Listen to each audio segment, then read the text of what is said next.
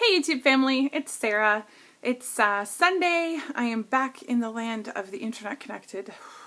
Thank goodness. And there's a couple things I wanted to talk about, so I thought I'd make a video. I'd say a quick video, but it probably won't be quick because it's me. So first of all, I need to like rub in. I just put moisturizer on and it's all like, okay, sorry. First of all, I wanted to wish a very happy surgiversary to my friend Michael VSG here on YouTube. He has lost almost 180 pounds in 1 year. Amazing progress. He's just an amazingly inspirational person. He's been through a lot this year, but he's come out stronger, and I just think he's great. So if you don't follow him, you should. I'll try and put a link to his channel below. I know he's got a couple videos coming up today. I'm really excited to see them. I'm just grateful to have met him and to be on this adventure with him. There's so many people who have either just had their surgiversaries or whose surgiversaries are coming up, who I consider really close friends, and that's really exciting. It's special to share milestones with people. So that's honestly one of my favorite things. So yay. Yay, Michael. Happy surgiversary. We had a Starbucks date this morning. Well, a virtual coffee date via FaceTime to celebrate. So that was kind of fun. And actually, coffee date kind of brings me to what I wanted to talk about. If you saw Fat Kings Friday this week, which I have to say I only got to watch last night because I could not watch it live. And that made me sad. It really did. Because I know, TJ and Phil mentioned that there are a number of women on YouTube and Facebook who have expressed interest in being with both of them at the same time in one room. And I ain't gonna lie. But I didn't even get to be like live with them when they were in the same room together. Kind of sucked. It was a really special Fat Kings though. I really, really, really enjoyed that episode. I thought it was great. They talked about lots of great stuff. It was really real. I love those guys. So one of the things they talked about was something that Jennifer Johnson, Jen O'Mai here on YouTube, had posted about on Facebook earlier in the week, which was whether men and women can have platonic friendships. In other words, whether a man and a woman can be friends without, one person wanting more or without attraction or any of that stuff. And I thought, especially TJ had some really interesting stuff to say about that, and Phil as well. And I kind of wanted to throw my, I don't know, probably 10 cents, because probably a bit more than 2 cents. 10 cents Canadian. So what's that, like 9 cents American? 9.5? In there about it, because I think everybody at this point probably knows I have a lot of male friends in the community. I've always been the kind of girl who hung out with guys, straight and gay, because I have a lot of the same interests that a lot of men have. I like sports and cars and porno and books about war. No, just kidding. Not about the porno. That just reminded me of Sarah Nerd Norgan for some reason. But anyway, I've always had male friends. And I also think, and I hope no one finds this offensive, but this is just speaking from my personal experience. I felt like being overweight, I was the safe friend for guys to have. I was the safe girl that they didn't have to be worried about developing feelings for, that they could talk to, that they could try out their, shady lines on before they actually tried to hit on a real girl. That's kind of always how I felt. I felt like I was always in the friend zone. Again, that was just me, but I do think that was part of it. That's not to say that I've never had a friendship where the guy in question did want more out of it. But those were few and far between, I think. But I do have a lot of male friends in the community for various reasons. One of which because I have always tried to encourage the guys that come into the community, because I think it's important for us to have a well-rounded community that's representative. But I also think things have changed. When I started making YouTube videos, there were very few guys making videos. And now we've got a lot more guys and a lot more straight guys making videos. And it does change the dynamic of the community to some degree. And I've seen that happen. And I'm not making a judgment on whether that's good or bad, but I see the community changing a bit from what it was. And there are probably positive and negative things about that. I'm going to keep this to, within the community.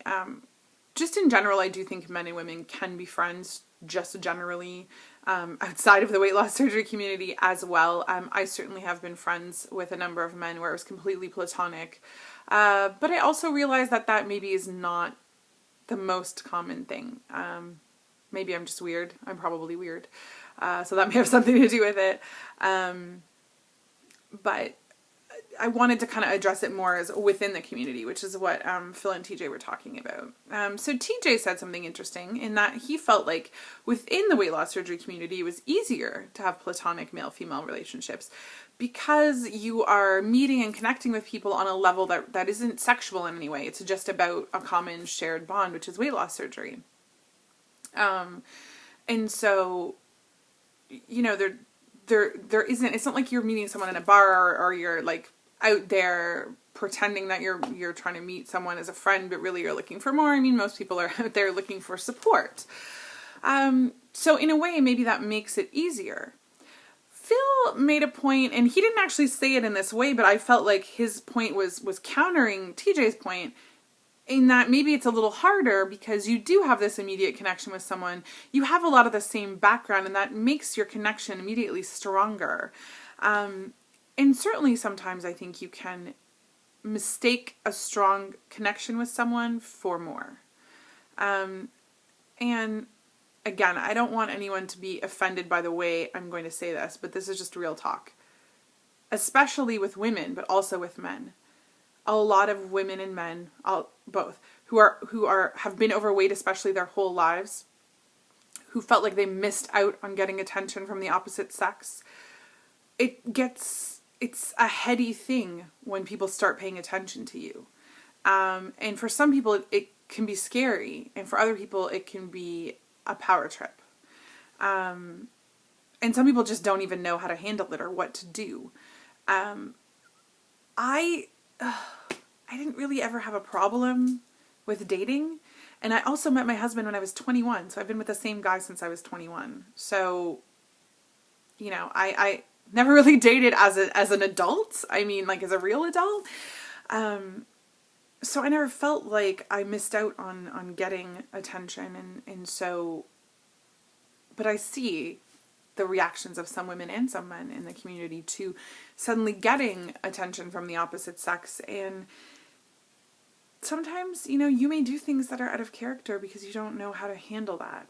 And sometimes you want a connection so badly with someone, anyone, that you might mistake that for feelings that aren't really real. A lot of people are also in relationships that aren't working.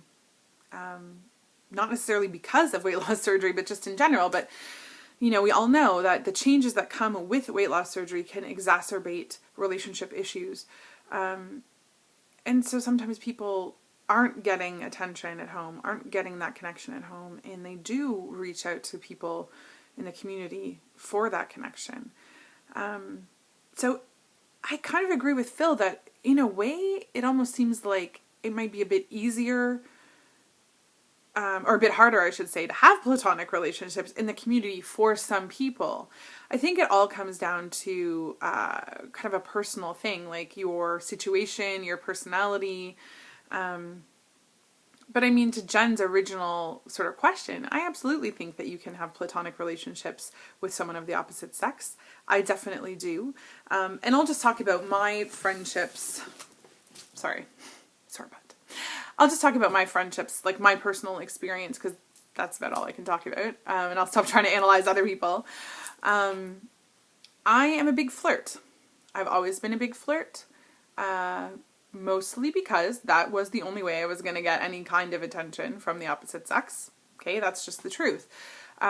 Also, I was the safe person to flirt with, so it was always easy for me to flirt with people. I never got in trouble for flirting because no one took me seriously. That's changed apparently, and no one gave me the memo. And that has actually gotten me in trouble in the last little while. Yeah, it sucks. It really sucks. I hate the idea that I somehow should have to change my behavior because I am physically smaller than I was before. And that's literally the only thing that's changed. But yeah, I sort of feel like awkward now with flirting, but that said, I still do it. So, if you are my friend on Facebook, you've probably seen me post all kinds of flirty messages to all kinds of my male friends on Facebook. That's just how I operate. And that's the kind of relationship I have with a lot of men. I always have. It's what I know. And we all, sort of gravitate to what we know. But even I have started to realize, I hope, and I think that in pretty much every case with my male friends in the community, they all know that I'm a big flirt, and they know that I'm, married, and a lot of them are married, and that I don't mean anything by it. It's just good, clean fun. But sometimes, you start to question whether maybe you don't know exactly what's going on, or someone does think something beyond what you're giving. I mean, all those things come up. I know Phil talked about it, and I know Phil's experienced it, and I think a lot of us in the community have experienced it. And so, yeah, is there a danger that, you may develop feelings for someone of the opposite sex in this community?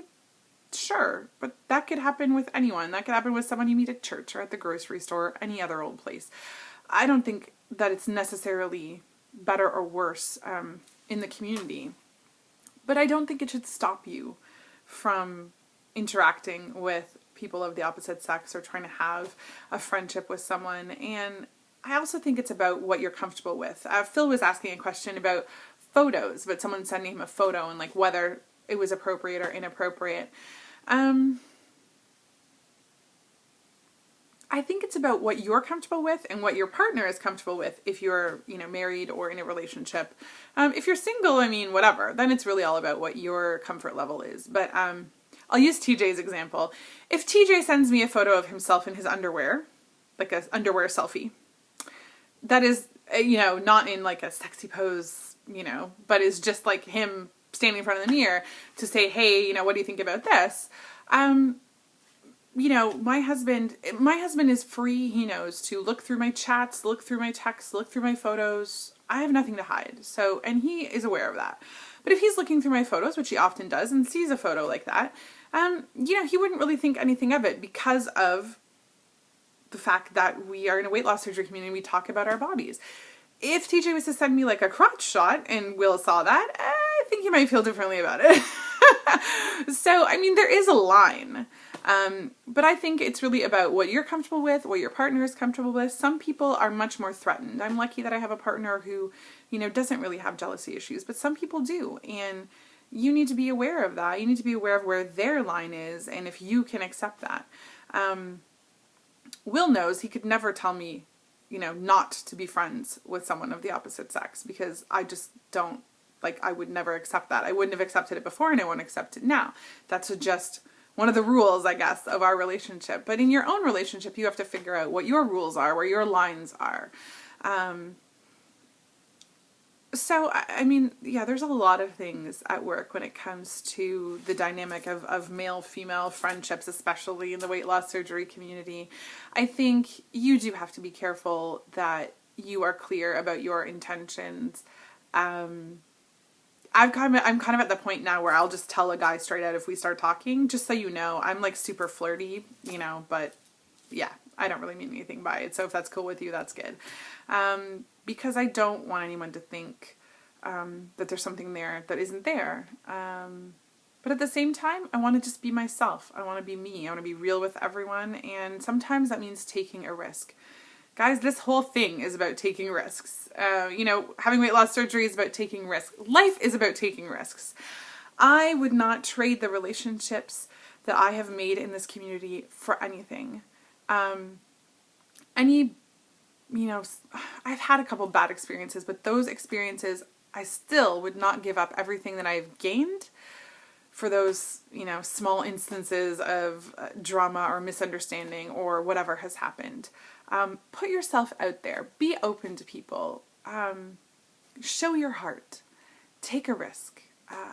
I think it's worth it, male or female.